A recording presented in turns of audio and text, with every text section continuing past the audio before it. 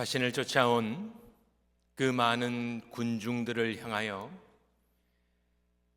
예수께서는 진실로 진실로 말씀하시며 그들의 우상을 알려주셨습니다. 또 썩을 양식이라 정의하시며 그런 허무한 인생을 살지 말라 또한 경고하셨습니다. 우리가 어떻게 하나님의 일을 하겠습니까? 물어봤을 때 상상하지도 못한 하나님께서 보내신 자를 믿는 것이 하나님의 일이다, 이렇게 사면타를 날리시면서 예수님께서는 성전 정화를 하신 것과 같이 그들의 더럽고 추악한 죄인된 모습을 뒤집어 엎으셨습니다. 이쯤 됐으면 그 예수 앞에 요한복음이 증언하는 예수는 그냥 사람이 아닙니다. 천지를 만드신 분이 육신을 입고 오심을 증거하고 있을 때에 당연히 그러면 그들은 통회자복하며 내가 믿나이다, 나의 믿음 없음을 도와주소서, 이렇게 그 발 앞에 엎드려야 하는 것이 그것이 맞는 것입니다. 그런데 오늘 계속 연결되는 그들의 말을 들어보면 30절에 그들이 묻되 그렇다면 우리가 보고 믿도록 행하시는 표적이 무엇이니까? 하시는 일이 무엇이니까? 이렇게 다시 원점으로 돌아가고 있습니다. 특별히 그 마지막 부분에 하시는 일이 무엇이니까 아주 한국말로는 고상하게 정중하게 번역이 되어 있지만 원문으로는 딱 두 마디로서 이것은 건방지게 덤비는 말투입니다. 한번 해봐라 비아냥거리는 것입니다. 그래서 이들의 반응을 보면서 저는 오늘 이 불신이라는 것이 도대체 무엇인가, 이 하나님과 예수님을 믿지 않는다는 것이 무엇인가 잠깐 보도록 하겠습니다. 이 군중이 보이는 반응은 불신인데, 믿지 않는 것인데, 그 불신을 해부해 보면 한 두 가지 정도가 나옵니다. 첫 번째는 그냥 불신이 아닙니다. 불신의 요소의 첫 번째는 금세 잊어버림이 불신의 첫 번째 요소입니다. 이들은 불과 24시간 전에 그 전날 해질녘쯤에 저녁을 먹었다 치면 이 만남이 아침이라면 아직 24시간이 지나지를 않았습니다. 그들은 놀라운 그냥 기적을 보았던 것뿐만 아니라 다른 기적들은 타인은 보는 것 아니겠습니까? 병자를 고치며 자신이 고침을 받지 않았으면 그 기적을 눈으로 보는 것뿐인데 오병이어의 기적은 어떠한 것이 다르냐? 그 기적을 본 것뿐만 아니라 내 뱃속에 채웠던 기적입니다. 다른 사람이 뭐라 그래도 내가 배 터지게 먹었고 12광줄이 남은 것을 본 이 기적은 다른 기적과는 다릅니다. 부인할 수 없는 기적이란 말입니다. 다른 기적은 내가 환상을 봤나? 내가 꿈을 꿨나? 생각할 수 있지만 오병이어의 불과 몇 시간 전의 기적은 내 배를 꽉꽉 채워 눌러 배 터지게 먹었던 내가 부인할 수 없는 놀라운 하나님의 기적을 내가 경험했다는 말입니다. 내 배가 알고 있다라는 말입니다. 배가 어떻게 거짓말을 하겠습니까? 더 이상 어떤 표적이 필요하겠습니까? 그런데 오늘 그들의 말은 한번 해보라, 하시는 일이 무엇이니까 한번 또 보고 믿도록 행해 보아라, 도전하고 있는 그들의 모습을 보면서 이들은 처음부터 믿을 생각이 없었구나. 이들이 이 말을 하는 이유는 다른 것이 아닙니다. 복잡하게 생각할 필요 없이 이들은 다시 배가 고파진 것입니다. 다시 배가 고파서 예수님의 말씀대로, 예수님의 지적이 그럼 맞는 것 아니겠습니까? 너희가 나를 찾는 것은 배부른 까닭이다. 그 이상도 그 이하도 아니다. 정말로 참으로 육에 속한 사람들처럼 밥 먹으러 나를 찾아왔구나. 그래서 이들은 배에서 꼬로록 소리가 나는 순간 지난 은혜는 싹 잊어버리는 사람들. 이것이 바로 불신의 특징입니다. 이것은 기억력의 문제가 아닙니다. 이것은 영적인 문제입니다. 처음부터 믿지 않았습니다. 그래서 위기가 찾아올 때마다, 그리고 그 위기는 대단한 위기들도 아닙니다. 처음에는 애국 군대가 쫓아올 때부터 원망을 하였고, 항상 육신의 레벨에 있는 먹고 마시는 문제들 아니었습니까? 자신의 안녕의 위협이 올 때, 왜 나를 애굽에서 끌어냈느냐, 왜 여기서 죽이느냐, 왜 물이 없어 우리와 가축을 죽게 하느냐, 우리 자식들이 이 땅에 애굽에 장지가 없어서 나를 사막에서 죽게 하느냐, 끊임없이 그들이 원망했던 것은 잊어버린 것이 아닙니다. 처음부터 믿지 않는 불신자들이었기 때문인 것입니다. 우리는 그들이 기적을 체험했으니까 믿음이 있을 거라고 착각합니다. 그렇지만 기적의 체험과 은혜의 체험은 조금 다른 것입니다. 왜냐하면 기적은 현실의 눈앞에 범주 내에서 이루어지는 것이 기적 아니겠습니까? 그런데 믿음은 보지 않는 것을 믿어야 되는 것이 믿음이니, 아무리 눈앞에서 기적이 일어난다 하더라도 보이지 않는 하나님을 믿는 과는 이것이 똑같은 것이 아닙니다. 성경은 구약이나 신약이나 수많은 기적들 앞에서 사람들은 불신으로 일관했던 것을 증언합니다. 우리 생각에는 아닐 것 같지만 성경이 거짓말을 하겠습니까? 그래서 그들을 향해서 하나님은, 이 애굽 세대를 향해서, 출애굽 세대를 향해서 하나님은 히브리서 3장 19절에 뭐라고 합니까? 이로보건대 그들이 믿지 아니함으로 능히 들어가지 못한 것이라. 그들은 믿지 않았답니다. 그러니 하나님을 믿었던 그 하나님을 깜빡깜빡 잊어버린 것이 아니라 처음부터 끝까지 그들은 믿지 않았습니다. 희한한 일입니다. 요한복음 20장에 도마가 나타납니다. 도마는 아주 멋있는 말을 합니다. 25절에, 요한복음 20장 25절에 보면 도마는 나는 다른 제자들과 다르다 주장하며, 내가 그의 손의 못자국을 보며 내 손가락을 그 못자국에 넣으며 내 손을 그 옆구리에 넣어보지 않고는 믿지 아니하겠노라. 아주 멋있는 말을 합니다. 나는 너희들과 다르다. 그리고 예수님이 나타나서 넣어보라고 하십니다. 그러면서 이제는 꾸중을 하십니다. 그리하여 믿음 없는 자가 되지 말고 믿는 자가 되라. 도마가 대답하여 이르되 나의 주님이시요 나의 하나님이시니이다. 예수께서 이르시되 너는 나를 본고로 믿느냐? 보지 못하고 믿는 자들은 복되도다 하시니라. 보지 않고 말씀에 의지하여 예수 그리스도를 믿으실 수 있기를 축원합니다. 하나님의 은혜로 하루하루를 살아가실 수 있기를 소원합니다. 불신의 첫 번째 특징은 계속해서 잊어버리는 것. 그것이 진짜 잊어먹는 것인지 아니면 처음부터 없었던 것인지 우리 자신을 돌아볼 때에 두 번째 불신의 요소는 무엇이냐 보면은 지속적인 그리고 더 큰 증거의 요구가 있습니다. 처음에는 계속해서 이 사람들은 잊어버리는 것이 아니다. 두 번째는 계속해서 지속적으로 그들이 하는 것은 무엇입니까? 불신의 특징이 무엇입니까? 더 큰 증거를 보여달라는 것에 있습니다. 그리고 계속해서 그들이 요구하는 것은 눈에 보이는 것, 더 큰 것, 더 위대한 것.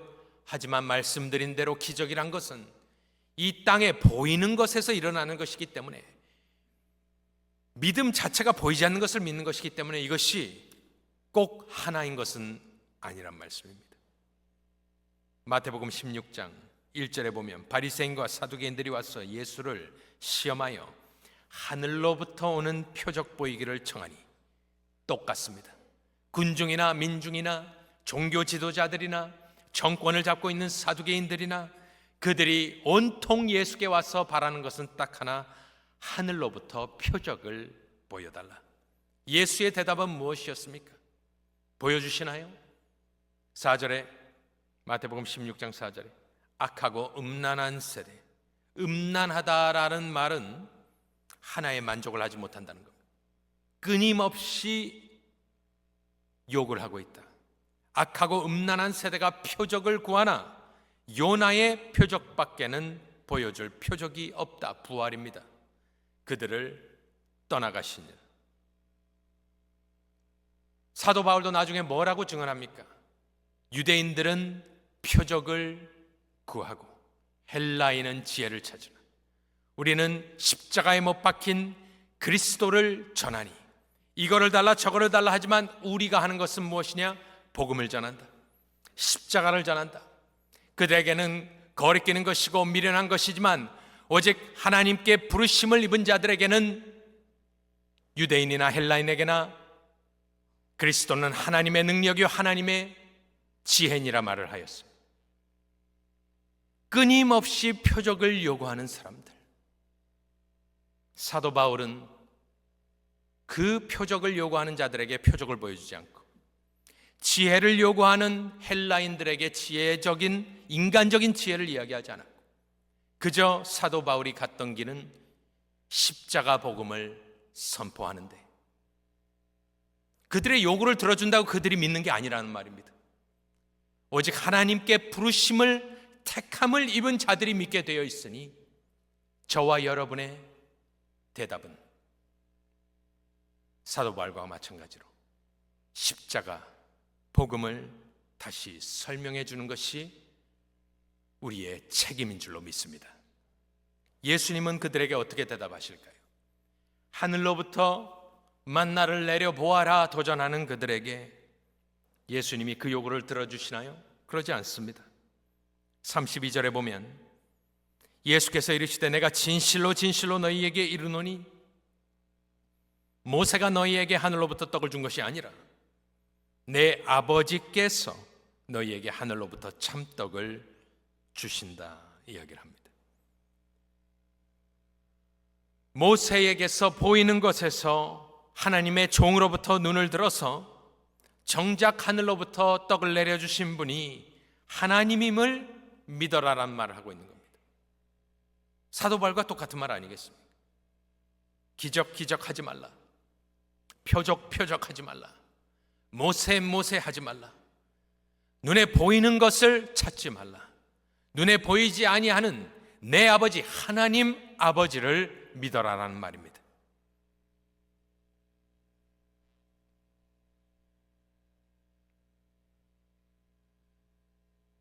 우리는 불신자들이 표적을 요구하는 것을 종종 듣습니다. 보여주면 믿겠다. 출애굽 세대나 군중이나 불신의 모습은 그렇게 똑같은 것입니다. 하지만 인간적으로 설득하려 하지 말고 우리는 예수님처럼 계속해서 하나님 이야기, 사도 바울처럼 계속해서 십자가 이야기로 맞서야 합니다. 왜냐하면 고린도전서 12장 3절에 보니까 성령으로 아니하고는 누구든지 예수를 주시라 할 수 없느니라.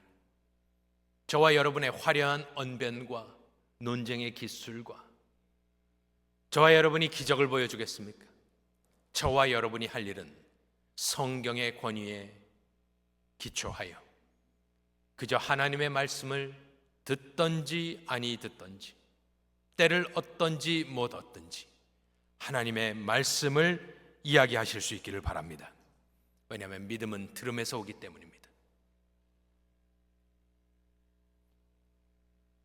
예수님의 대화의 법을 계속해서 보니까, 요한복음을 쭉 보니까 패턴이 나옵니다. 예수님은 대화하실 때 대화의 주도권을 뺏기지 않습니다. 니고데모 때부터 그래 왔습니다. 그 대화의 주도권을 넘겨주지 않습니다. 자기가 끌고 가십니다. 그리고 항상 주변에 있는 소재로 이야기를 합니다. 하지만 그 소재에서 시작을 하지만 육신의 레벨에서 대화를 마치지 않습니다. 수가성에서 여자에게 어떻게 대화를 시작하셨느냐? 처음 자기가 말을 던집니다. 물을 달라고 하십니다. 4장 7절에. 그런데 그 물이 4장 10절에 가면 생수로 변합니다. 우물가에서 물을 달라고 합니다.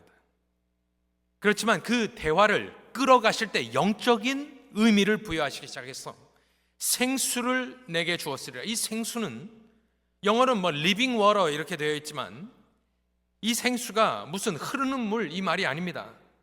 이것은 어떻게 번역이 되어야 되냐면은 생명수를 내게 주었으리라 이렇게 번역을 해야 되는 맞습니다. 물에서 시작하지만 생명수로. 그러고 나서 4장 14절에 가면 뭐라고 합니까? 내가 주는 물은 영생하도록 솟아나는 샘물. 예수님의 대화의 방법입니다. 시작하시고 주도권을 놓지 않고 아주 주변에 쉬운 이런 재료들을 통해서 말을 하지만 결국 물맛이 끝내준다, 시원하다 이런 정도로 끝나지 않습니다. 항상 영적인 레벨로 그 대화를 끌고 가시는 것, 참으로 우리가 배워야 될 것입니다. 오늘 본문에서도 똑같이 대화하시며 전도하십니다. 6장 32절에서 눈치를 채셨는지 모르겠지만 모세 이야기를 할 때는 떡입니다. 떡을 준 것이 과거입니다. 그런데 그 뒤에 이야기를 보면 영적으로 이것을 틀어버리는데 뭐라고 그러시냐면은 내 아버지께서 너희에게 하늘로부터 이제는 그냥 떡이 아닙니다. 참떡. 우리는 이것이 참 이해가 되죠. 참떡이 무엇이? 진실한 빵으로 시작했지만 그냥 빵으로 끝나지 않습니다. 떡이지만 이제는 참떡이 됩니다. 준 것이 과거였지만 내 아버지께서 참떡을 주시나니 현재로 지금 주고 있다라는 말.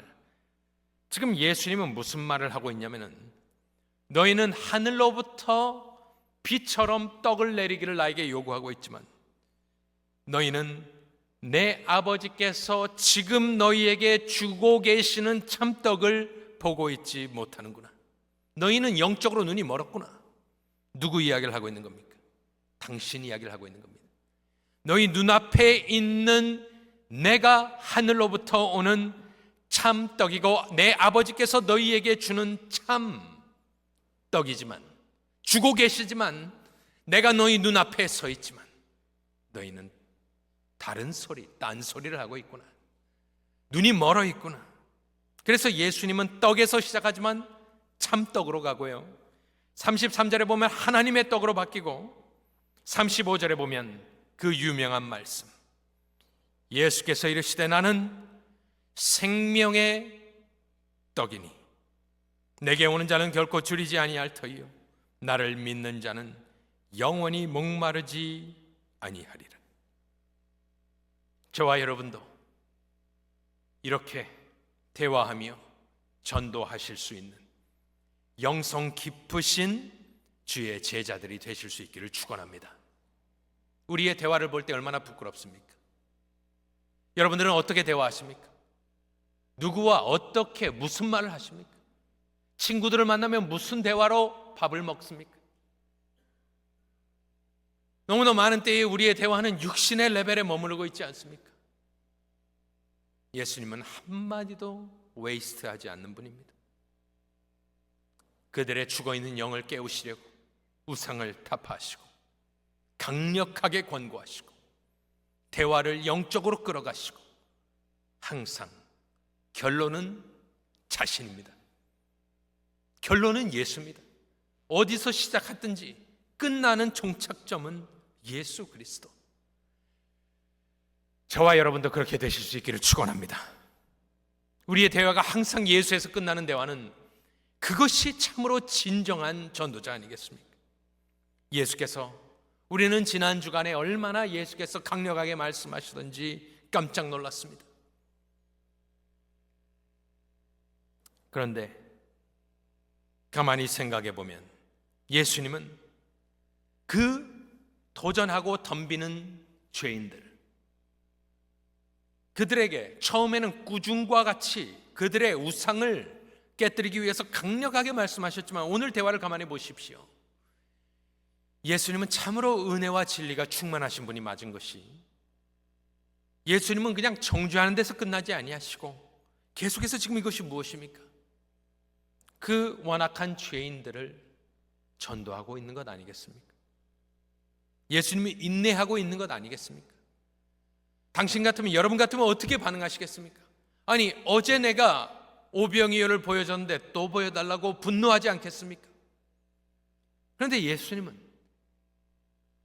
또박또박 차분하게 그 대화를 이끌어 가시며 오늘 그 위대한 선언, 나는 하면서 당신이 야훼인 것을 다시 그들에게 알려주시며 그들을 전도하고 있는 모습을 보았을 때, 값없이 나에게 와서 먹고 마시라라는 말을 하고 있는 것이고, 나를 먹으면 누구든지, 너희들이 어떠한 죄인이든지 누구든지 내게 오는 자, 내가 그들을 내쫓지 아니하리라 말씀하시며 사랑하시며 그들에게 나에게 나와라, 나를 먹고 마셔라, 내가 여기 있다, 내가 너희들 눈앞에 있다, 참떡이다, 하나님의 떡이다, 생명의 떡이다, 누구든지 막지 않겠다, 회개하고 나에게 나아오라, 나를 믿어라, 그리하면 영원히 줄이거나 목마르지 아니하리라. 놀라운 예수님의 사랑이, 전도가 지금 우리 눈앞에 펼쳐지고 있는 것입니다. 금요 기도회 때에 이렇게 기도를 인도하시던 우리 박 목사님께서 이런 이야기를 하였습니다.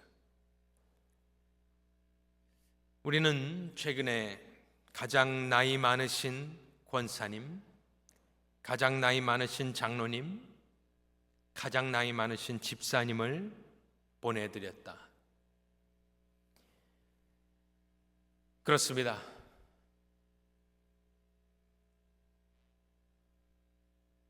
아무리 기골이 장대한 천하장사라도 먹고 마시지 않으면 그 생명이 연장될 수 없을 것이고, 우리 사랑하는 존경하는 부모님들을 이렇게 떠나보내면서 우리는 오늘 이 말씀을 그냥 무슨 종교적인 이야기로 넘어가서는 안 될 것입니다. 우리 믿음의 선진들은 그 가시는 모습도 은혜가 되었습니다. 그들은 예수를 먹고 마셨으므로, 믿음으로, 그들은 그냥 죽은 것이 아니라 믿음으로 당당하게 천국에 입성한 분들입니다. 저와 여러분은 그 모습을 보며 영원할 것 같지만 우리의 삶도 끝이 올 것을 계속해서 우리가 깨달으며, 어르신들이 곡기를 끊으면 어떻게 됩니까? 분명히 돌아가십니다.